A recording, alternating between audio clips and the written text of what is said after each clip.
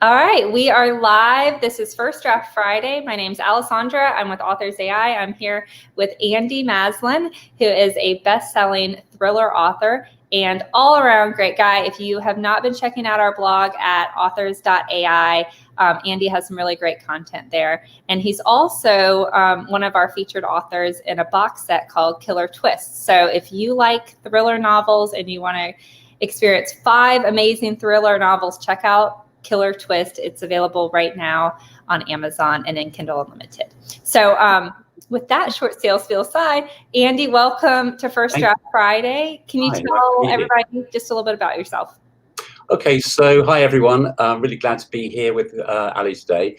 I wrote my first and self-published my first novel called Trigger Point 5.5 years ago, and that was a part-time thing alongside my day job as a marketing copywriter. But for the last 2 years, I've been making enough money that I was able to go full-time, which was, really the dream.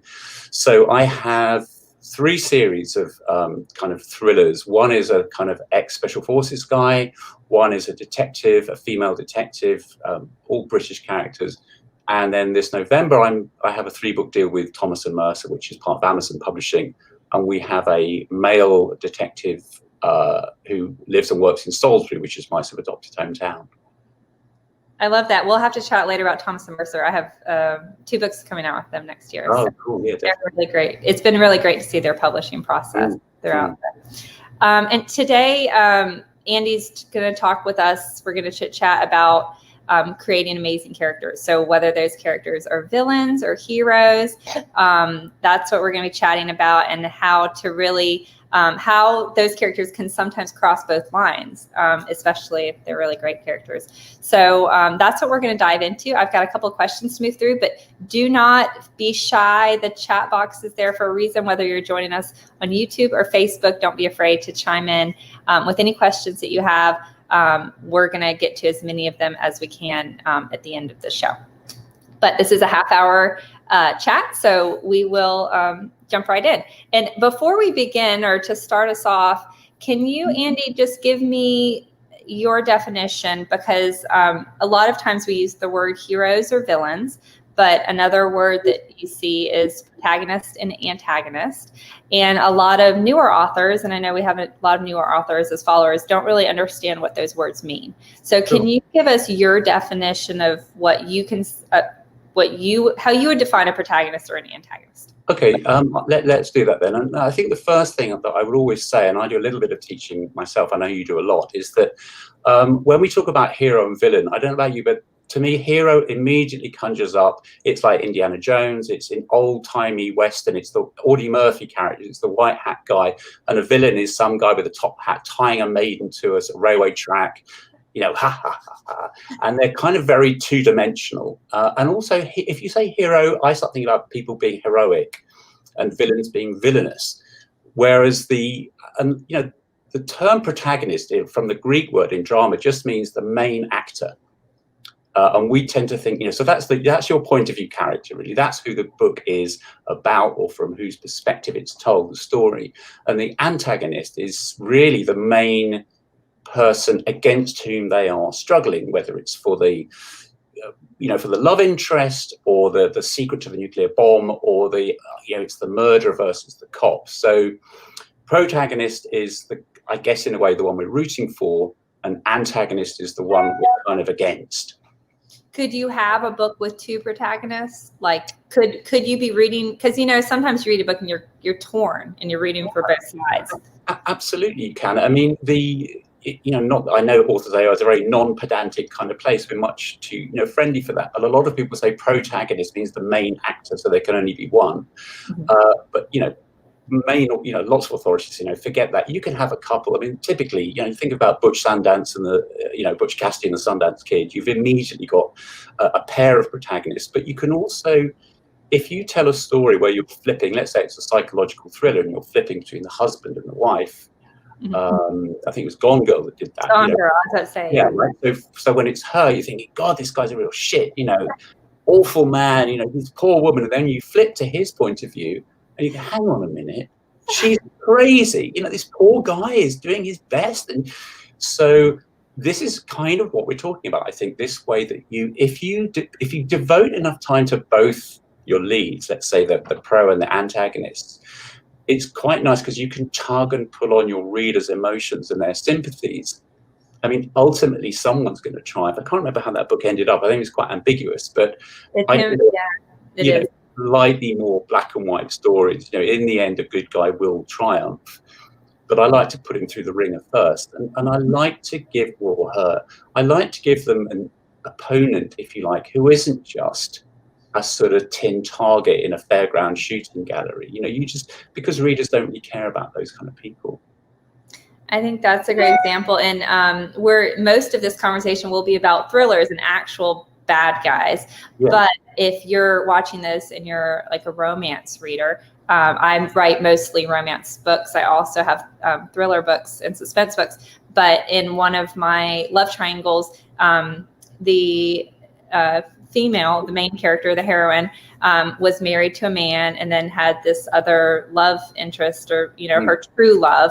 And it could have been really easy for me to make her husband just a horrible guy, right? And then it would have been very clear for the reader to be like, oh, she needs to leave this guy, he's a jerk, and go be with her true love. But where's the fun in that, right? So, and it's much more emotionally taxing on the reader, and I love to emotionally tax the reader if her husband's a nice guy and he's a great guy and he's a great husband, and then it makes everything, all the decisions so much harder. And I think it's the same with good and bad guys. It's great to really push and pull your reader between trying to figure out who to root for and and who they really. Yeah, exactly. I mean, I came up with this sort of, we're all very, writers always like quoting other writers. I came up with my own quotable quote, which is, nobody thinks that they're the villain, especially the villain. Yeah.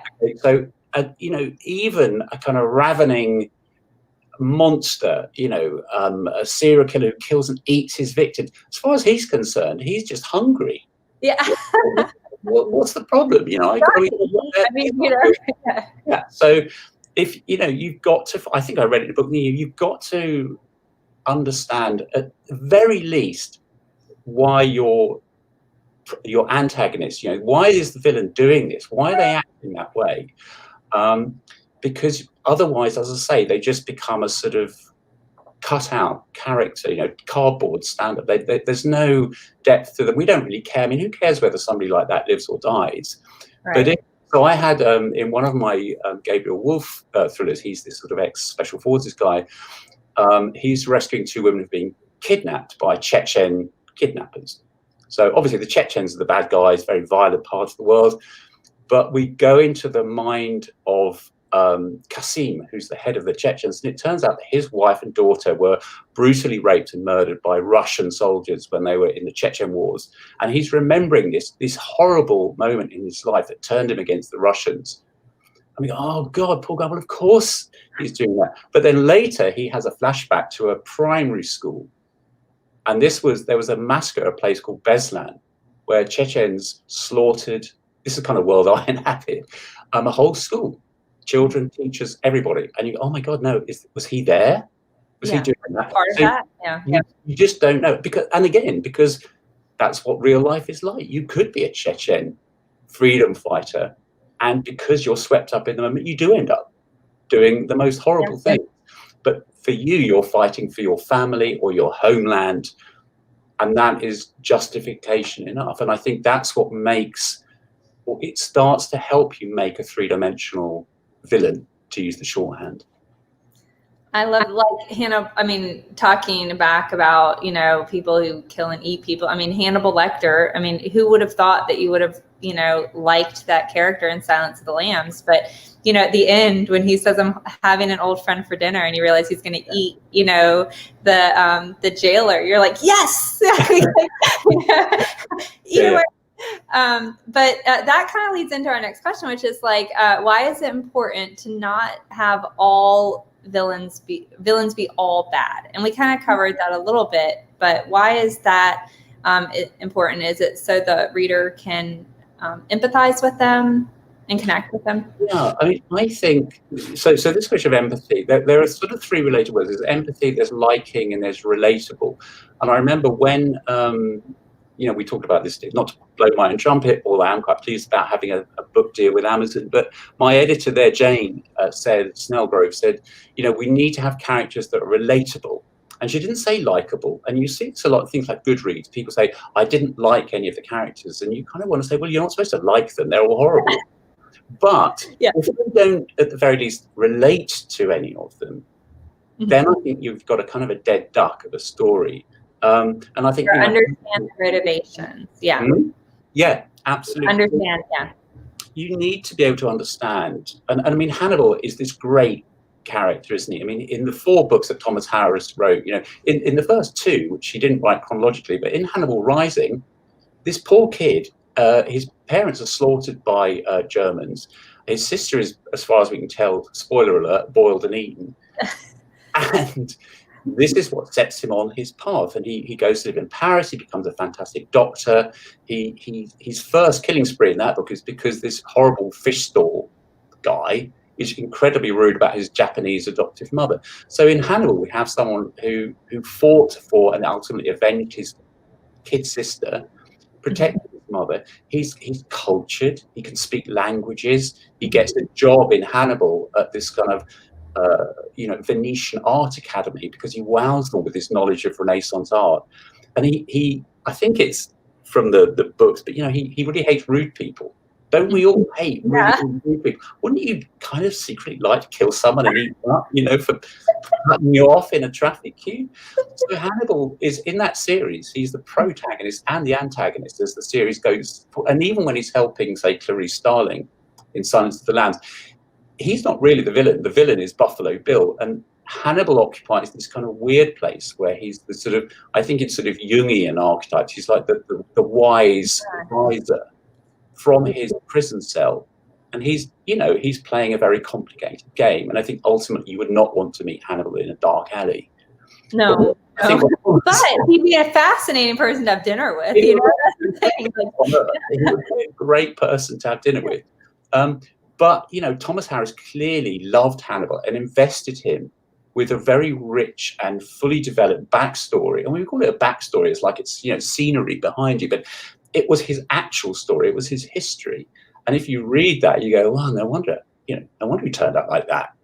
And I think he has the reader's empathy, which means that you kind of, like you said at the beginning, you root for him, even though or Dexter Morgan is another one, a great example of an anti-hero who you kind of end up loving. You sympathize with him. I binge watched the whole lot of Dexter. Yeah, you don't want him to be caught, right? Yeah.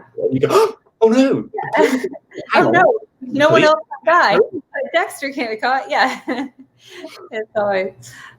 So, and as far as actionable tips, if I'm an author and I'm writing a villain and I don't want to make them all bad, are there traps that I should avoid when I'm creating my character, or are there things like backstory? Is that something I should focus on, their motivations and why they are the way they are? Or do I give them a vulnerable side of their personality that has nothing to do with their killing side, and that's what the reader's relating to? What are some things that you can... I would say, so my number one tip is try to avoid genre cliches or stereotypes. So, I mean, a lot of us, myself included, we write in genres and there are certain genre conventions. But I think there's a difference between a genre convention and a genre stereotype. So, for example, the divorced alcoholic cop is, done to death. I mean, it was probably original 50, 60 years ago, when Dashiell Hammett was writing, but we don't really need any more alcoholic cops. And one of the cops I love is Harry Bosch, for example. Michael Connelly's brilliant, Harry Bosch, because Harry drinks, but he's not an alcoholic. His marriage ended, but it wasn't massively acrimonious, and he and Eleanor are sort of okay, and they co-parent Maddie. But Bosch's vulnerability is that his mum was a prostitute who was murdered, and he's incredibly sensitive about that. And when it gets touched on, it can really lead into kind of act out. So he is a great example, I would say, of just spending a little bit more time thinking, how can I give this guy some sort of vulnerability? And I think, the writing school thing is give your heroes flaws and your villains virtues. But flaw, a bit like the word hero, I think, can lead us into a slight kind of creative blind alley where you go, all right, so he's got to have a flaw. What's a bad thing that he could, Whereas if you say, how is he vulnerable? Then that opens up kind of mental health things. And so I have a guy who has PTSD, which affects his performance on the job. He's got flashbacks and things. And it just kind of makes you think a little bit further. And again, you really go, wow, I've never met a character like this before. I want to know more about them, as opposed to, another, I don't write in the genre, but the bad boy billionaire, there must be a way of avoiding this, whatever the stereotype bad boy billionaire thing is. If there is, we don't do a great job of doing it, because it is. That's a great example. And so, because oftentimes, and I've found myself doing it, I'm writing a scene in a detective's office, and what do you have? You have somebody with a crumpled shirt who hasn't eaten in days, or who has a bunch of junk food on the table, and then suddenly wait a minute, you're falling into stereotypes. And that's, you don't want every character to be wildly different than the norm, but your characters do need to be unique. And the same in romance. It's really easy to always have a gorgeous, billionaire. Millionaire is no longer good enough. It needs to be a billionaire, who's just perfect in every way. And that is so boring, and that's so predictable. So you want to give them some depth. We had a great question from the audience. Janet asked, how do you show motivation of someone who isn't a point of view character? So if you're not inside the villain's point of view, how can you show that? Okay. I guess the question then is, what are we left with? If we're not left with their internal world, we don't have their thoughts, we don't have any monologue or internal monologue thought, we're left with what they say and what they do. So in my world, particularly with kind of police type things, usually the place when a non-POV character explains themselves in their dialogue. So perhaps the cop has got the perpetrator in an interview and say, why did you do it? Because they've confessed or whatever.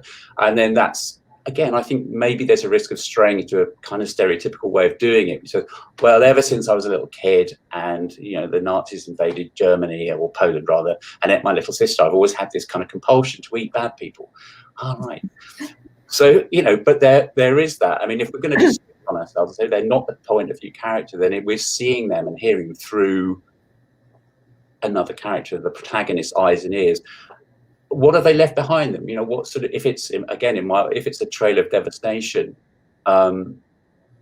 then you could make some assumptions, or really what happens. My characters are usually detectives, even if they're not detective by job, they're in a detecting role. They're trying to figure out, for example, what's going on between the CIA and this biotechnology company. Why are they so interested in Cambodia? And it turns out because they plan to drop a bioweapon on an orphanage to test it, because they want to wipe out a generation of terrorists as little children, and they need somewhere out of the way to test this thing.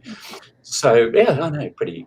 But anyway, that's what the CIA were doing in this book, and he is just picking up clues here and there, and he's following things. And if you find a big order for some chemicals on a website, maybe you have your protagonist thinking aloud or thinking silently or discussing it with another non-POV character, saying, what do you think is going on? Because here's what I think they're doing. And you do it that way. So it's a little bit harder, I think. The easy way out is just to drop it in your head. So it's a great question, Janet. Really. It is. And I think my question would be, how major is this character and how important is this motivation? Because is it worth adding a second POV? Is it worth, because that can also be a great way to sprinkle in, some progression and dynamics in the story. But also, normally when this is revealed, it's at the end, right? You might hate this villain, and then at the end you find out why they're the way they are, normally when the detective or when the main character figures it out. But if it does need to happen, and that is always my question, when is the best time for me to reveal this? Do I need to reveal it early on so that they can be rooting for this villain the whole time? Do I want them to absolutely hate this villain and then flip the tables on him? You know, when is the best time to do this?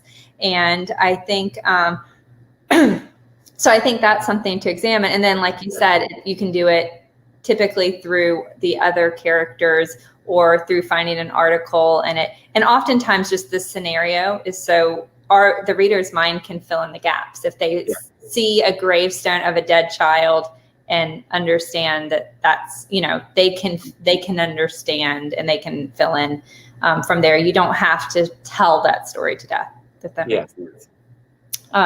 She's Janet said, thank you. Her character is a detective. So I think that's what that clip is. I think she's saying that as a tip, if you think of your POV, I mean, unless I'm wrong, Janet, but if we think of the POV character as a detective, they're trying to figure out and maybe vocalize why they think this other person is behaving the way they are. And that maybe we're seeding the ideas in it. Yeah. I agree. Sorry, I accidentally hit a comment before I read it. I agree. Thank you, Janet. That was a really great question. And Joylyn, I hope I pronounced your name right, made a great comment. She said, I thought it was important for your reader to like the character, but if they do things early within the story that may be flawed, like driving drunk, how do you bring your reader back to loving them? It's a great question. We have a bunch of great questions. Yeah, go for it. Fantastic. So I have an example from not my books, but Henning Mankell, the great Swedish author who created Wallander, Kurt Wallander, who's this sort of Swedish guy. He's a guy, but he's a detective. Interestingly, we follow him in real time, as with Ian Rankin's Rebus. So Wallander starts out as a young cop, and by the end of the series, he's an old cop. And there is a scene quite early on in the series where Wallander is driving drunk and he's caught by two cops from his station. And they basically, because the Swedes are very pure and upstanding country, they say, listen, we should really put you in, boss, but we're not going to. We're going to let you go. And he knows that he could have been fired for that. And so this is a great question, Joylyn, and he is filled with remorse. And we see it again and again, actually, through the series, where he keeps being dragged back. You know, what was I thinking? My God, you know, I could have killed somebody. And I guess the way Mankell lets Wallander off the hook is that he didn't actually kill anyone. So maybe what he feels is shame rather than guilt. I'd need to look up the difference between those two words. But, you know, he's ashamed of his behavior because it was found out in public. But he didn't do anything that caused harm except to himself. And so there's this sense of redemption that he's seeking. And I think redemption is a very interesting word, obviously a very sort of theological word, but one of the things that I think helps with an antagonist, you know, the villain, is you as the author have to hold out just a sliver of a possibility of redemption for the villain. Even if they're a habitual drunk driver, eventually they, you know, something bad happens. They go to prison, they get out and they start a charity, or they make some form of penance. And this draws on very deep-seated, even if you're not a particularly religious person, in the West, you have a Judeo-Christian sort of moral framework, and it taps into what we all know and understand is this idea of forgiveness and redemption. And aside from the complete slavering, you know, lunatic, serial killer, cannibal, most people are, you know, you think, well, you know, he at least he tried. You know, he tried to make amends. So I think it was a great question, actually, really good. And I think another thing you could do, Joylyn, is really have a later moment in the book that's a sacrificing moment, like where that character really does a different action to counteract, you know. So if they really, like, they have drunk driving, but then maybe later they give up a huge work opportunity, but it helps someone in need or something like that, where you can be like, you know, and I think what Andy said is important. Like if they do something horrible and then they never think about it again for the rest of the book and they move on merrily along their way without remorse, then it's very hard for the reader to forgive them. But if they are truly contrite, you know, and maybe they're not initially contrite because at the beginning they're, you know, a worthless individual, but they grow and they mature and they become a better person throughout the story based on the things that happen to them in the book. And that is a very common thread. That's a very common story arc, like the, character changing dramatically from the book, from, a horrible person to a better person. Maybe not that extreme, but yeah. Okay, we only have a couple minutes left. So can you give an example of a flawed hero or villain that was really well done? And we've talked about a lot of those, so we might have already kind of crossed this off the list, but is there anything you left out or anything you want to mention before we talk about really your process? Or should we skip ahead because we only have a couple minutes left? Do you want to talk about the process? Hannibal is my go-to guy for the ultimate virtuous villain and kind of flawed hero as well. He's a masterclass. Study Hannibal Lecter if you want to see how to make a bad guy feel good and vice versa. What process do you use for creating a real well-rounded 3D character? Do you have a process? I do. I probably, like a lot of people now, I like to sort of write a character sketch. I'm not very good with physical things. I'm not face blind by any means, but when people sort of say, can you visualize your character? I find that quite hard. I know them and I can sort of, if you know what I mean, visualize their internal world very well. But, I don't know, blonde, brunette doesn't make any difference to me. So I sort of write all that down, but I tend to get really into their backstories. We used that word earlier. From child, where were they born? What were their parents like? Where did they grow up? How were they at school? And one technique that I've used, and it was kind of worked well enough, I included the scene in the book, was I do an interview with the character. Maybe it's like maybe like we're doing now, as if I'm transcribing it. I say, so tell me, Hannibal, you've done some pretty horrible things. Why? Why do you do this? And then you just write what they'd say. And I think what's good about that is it forces you to adopt their point of view, and you can't say because I'm the bad guy, what do you think I'm going to do? Plant flowers? He's going to say, well, ever since I was, witnessed my parents being slaughtered by or you talk to your protagonist, and you might say, you've done a lot of good in your life, but is there anything you're maybe a little bit ashamed about that you've never really told anyone about? And you're almost being like a therapist or a psychiatrist to your protagonist, inviting them to unburden themselves. And you never know what you're going to write. That's the mysterious part where we all have our own creative process, I think. But doing interviews with people, I also borrow attributes from people I've met. Yeah, me too. I steal it. Yeah. I don't have any friends who are cannibals, but if I did, I'd be really leaning on them. Yeah, I love that. Okay, so do you do that? First of all, are you an outliner or do you write? You are. No, I think we call them pantsers and planners. I started off, I've written a lot of books very fast, about 20 novels in 5 years. And I started off just with an idea and I kind of ran at it and then edited it into some sort of shape. When I went with Thomas and Mercer, the first thing that Jane asked me for was an outline, which ended up being about 10,000 words long. And I'd never had it so much pain in my life. But since then, I've found it really useful. So I've kind of come back a bit to maybe a hybrid. I like to have a broad idea of where I'm going and what are the key points, in the story and the setbacks. But I like to kind of leave it a little bit open-ended because I think there's that sort of magical spark that happens when you're writing, that you don't know exactly where you're going to go with it. For those of y'all watching, and if you're watching live, the next First Draft Friday is going to be really fascinating. We're going to talk about a really interesting and unique way to outline for maybe if you are someone like me or like Andy that's more of a pantser by nature. But so in your process, if you typically pants, when do you do this character interview? Do you do it before you write? Do you do it halfway through or?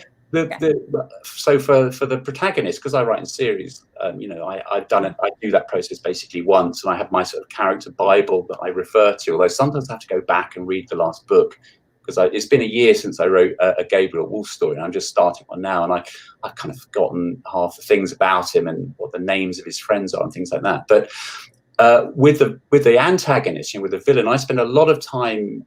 That's why I'm so focused on. I want to have a worthy adversary for my hero, so I spend a lot of time trying to figure out who this person is. And usually on the detective side, you start with the dead body, dog walkers, my favorite people. They're always finding the dead body. And I think, so who was this guy? What was he doing that got himself killed? Who killed him? Why did he get killed? And in fact, sometimes what's interesting is my train jumps the tracks, and halfway through the book I go, do you know what? It wasn't him, it was her.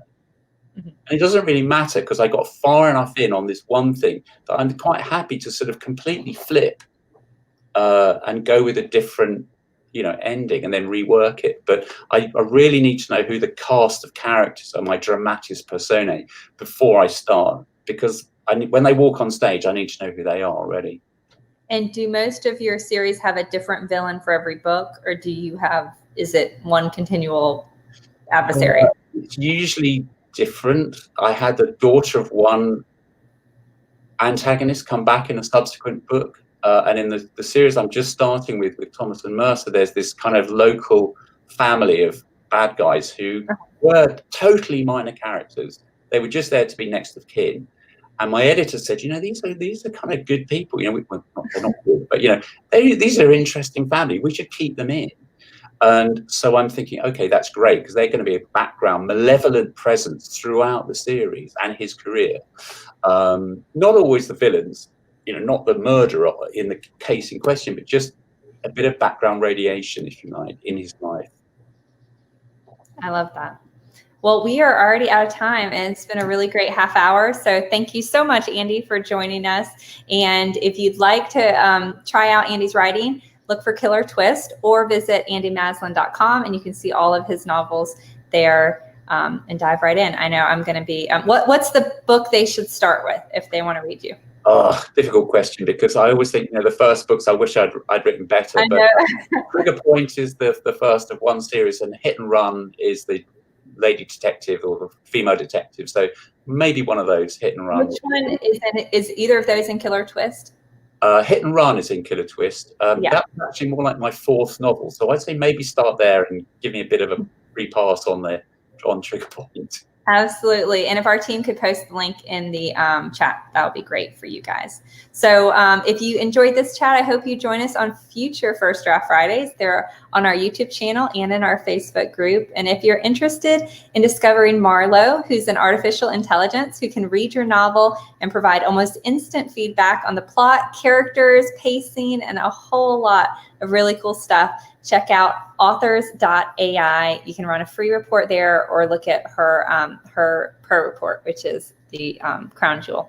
So that's Authors AI. This is First Draft Friday. Thank you guys for joining us, and we'll see you in 2 weeks. Bye. Thanks, Annie.